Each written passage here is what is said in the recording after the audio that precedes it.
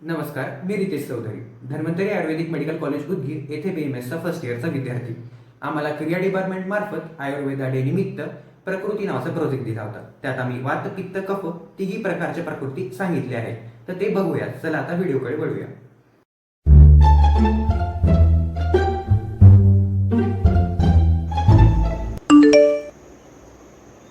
अरे आपल्या second टर्मचं time table ग्रुपवरती आलेलं आहे, बघितला का? थांबा बघ. अरे, अभ्यास झाला तुझा? झाला. तसं रिव्हिजन करायचं, तुझं झालं का? नाही, मी बघतो टाइम टेबल काढतो. कर मी रिव्हिजन करून देतो पटकन. ए उठ, टाइम टेबल आला. केव्हा एक्झाम? एक्झाम 9 ऑक्टोबरला. लांब आहे.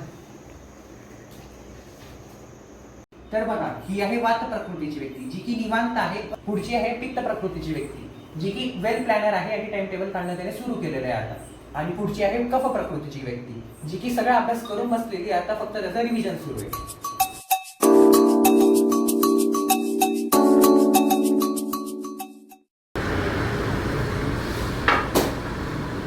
गेला पण.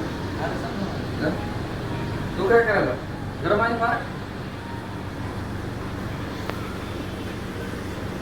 तर बघा, ही आहे वात प्रकृतीची व्यक्ती जी की उष्णता सहन करू शकते. ही आहे पित्त प्रकृतीची व्यक्ती जी की उष्णता मध्यम प्रमाणात सहन करते. आणि ही कफ प्रकृतीची व्यक्ती जी की तिला की उष्णता सहन होत नाही. शीत पदार्थ हिला जास्त आवडतात.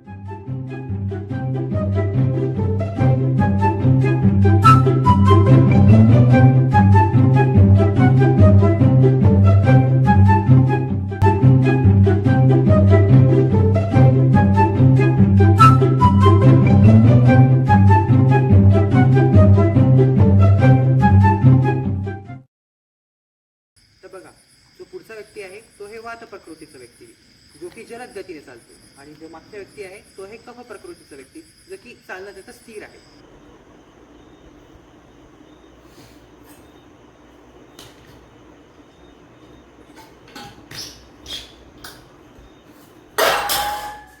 काय करणार रे? झोपली हो.